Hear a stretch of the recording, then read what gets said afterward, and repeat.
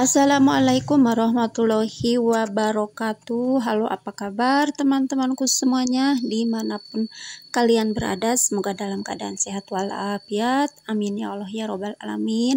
Dan tak lupa saya ucapkan terima kasih banyak bagi teman-teman yang sudah mengklik like, komen, dan subscribe-nya, karena semua itu sangat berarti bagi saya. Dan tak lupa saya ucapkan bagi teman-teman seperjuangan yang punya usaha warung kecil-kecilan di rumah seperti saya, semoga usaha kita selalu diberi kelancaran ya, amin ya Allah ya robbal alamin. Di video sebelumnya ada teman-teman yang nanya, yang komen ya, ada beberapa teman katanya itu teh raknya beli atau bikin, terus ada lagi teh raknya beli atau bikin sendiri. Terus juga ada yang nanya, Kak, rak seperti itu belinya di mana, berapa harganya?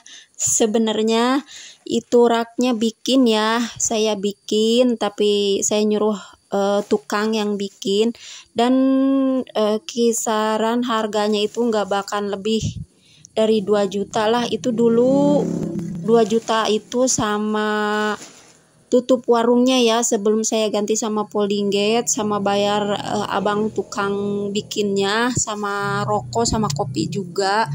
Tapi misalkan mbaknya atau teteh-teteh yang punya suami yang mau buka usaha warung, misalkan ada uang 1 juta juga ya untuk bikin rak, misalkan bisa, terus si Pak Sunya bisa bikin, itu kemungkinan 1 juta juga nggak bakalan habis ya, karena kalau suaminya bikin jadi kita nggak usah bayar tukang ya, jadi modalnya lebih irit, apalagi kalau suaminya itu udah ahli bikinnya ya. Nah, jadi itu rak pertama saya itu sebenarnya bukan memanjang kayak gitu ya, tapi kotak-kotak persegi yang lumayan agak besar.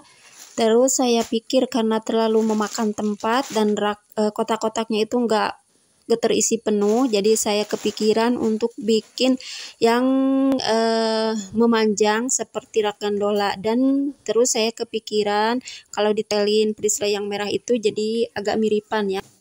Ternyata hasilnya emang agak mirip sih, bisa dibilang itu rak gandola KW.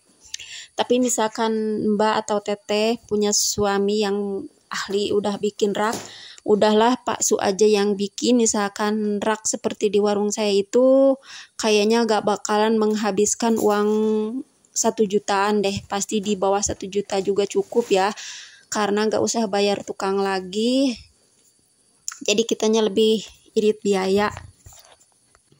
Ada lagi yang lebih ekonomis bahan untuk bikin rak, yaitu dari bambu ya. Bisa ditata raknya memanjang di warung saya itu. Terus nanti kalau udah selesai dikasih prisrail yang merah, si bambunya ditutupin. Terus tiang-tiangnya dikasih cat aja, cat warna kesukaan kalian terserah. Tapi mungkin itu daya tahannya nggak bakalan awet ya, paling untuk 1 tahunan juga, atau nggak tahu juga ya, nggak yang jelas. Mungkin kalau dari bambu nggak bakalan awet, tapi bisa dicoba sih, misalkan kepepet biaya. Sedangkan warungnya pengen cepat segera buka, tapi pengen langsung ada rak, bisa dicoba juga ya, yang lebih ekonomis yaitu dari bambu. Tapi tentunya harus bikin sendiri juga sih ya, kalau nyuruh orang atau nyuruh tukang yang bikin tetap aja ngeluarin biaya ya. Nah, jadi itu saran saya bagi pemula yang mau buka usaha warung tapi modalnya minim dan pengen langsung punya rak, bisa dicoba juga itu ya. Tapi saya sendiri sih kalau dari bambu belum nyoba, karena ini rak warung saya itu dari papan kayu, alhamdulillah agak awet. Cuman kemarin itu saya renov aja ya bentuknya, jadi ada tambahan biaya sedikit untuk renov. Tapi kalau untuk renov sih nggak makan biaya banyak ya, karena menggunakan bahan yang bekas, cuman nambah biaya sedikit aja bayar tukangnya ya.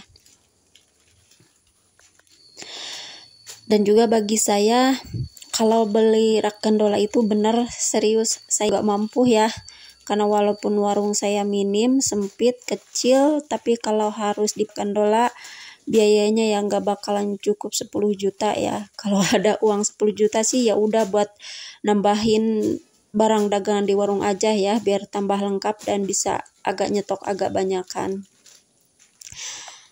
Tapi itu sih bisa teman-teman pertimbangkan dulu baiknya gimana, mau langsung rak gandola juga bisa, tapi kalau modal minim ya jangankan untuk rak gandola, untuk beli atau untuk beli belanjaan barang dagangan sembako aja nggak cukup, ya lebih baik alternatif termudah yaitu ya bikin raknya dari kayu aja dulu, atau seperti yang saya sebutkan tadi, yaitu yang paling ekonomis dari bambu. Dan sekarang mari lanjut unboxing. Ini ada ikan asinnya 1 kilo dari 2 macam ya. Dan ini yang ada di kantong kresek itu ada sedikit sabun persabunan ya. Nah, saya tadi mintanya sebelum di packing walaupun sedikit, minta ditaruh di kantong kresek dulu ya, karena kalau nanti ada yang bocor nanti kenanya ke seluruh barang dagangan, jadi nggak bisa dijual. Cari aman aja ya. Dan ini untuk belanja yang kedua, karena tadi belanjanya 2 kali ya. Yang kedua itu saya sekalian top up untuk jualan pulsa. Ini ada sendalnya, saya beli 3, ini sebenarnya sendal jepit untuk anak ya, nanggung banget ukurannya, yang ukuran 9. Nah, kita bisa cek dari sebelah sini, ada sedikit jajanan, ada cimori. Itu keuntungan dari cimori yang 5 itu yang 200 ml. Dari satunya saya punya keuntungan 500 rupiah. Ini ada tepung terigunya 3 kilo. Dan ini untuk jajanan kerupuk ya, kemasan kayak gini rencengan. Telurnya 3 kilo, untuk minuman saya cuma beli 1 dus.